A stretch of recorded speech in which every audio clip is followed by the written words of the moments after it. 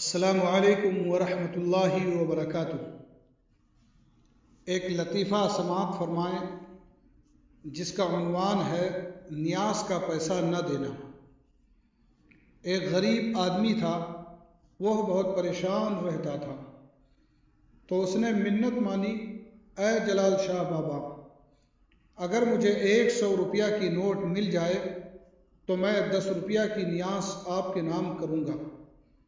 اتفاق سے 100 کی نوٹ راستے میں مل گئی، مگر وہ نوٹ پھٹی پرانی تھی، تو کوئی بھی دکاندار اسے لینے کو تیار ہی نہیں تھا، اور بعض جگہ پھٹا پرانا نوٹ لیتے ہیں اور اس میں سے کچھ رقم کاٹ کر پیسہ دے دیتے ہیں۔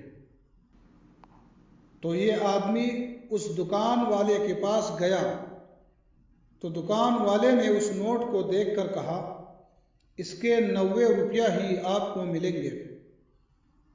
تو اس نے کہا، اچھا 90 روپیہ ہی دے دو۔ اور جب اس کو 90 روپیہ مل گئے تو یہ اپنے جیب میں ڈالتے ہوئے کہا، واہ جلال شاہ بابا، آپ نے تو اپنی نیاز کا 10 روپیہ پہلے ہی کاٹ لیا۔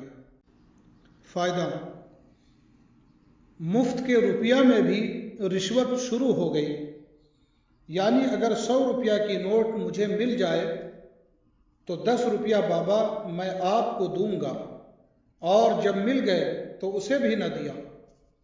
یہ کہاں جائز ہے کہ اللہ کے علاوہ کسی اور کے نام کی منت ماننا اور اپنی منت پوری کرنا بھی ضروری ہے؟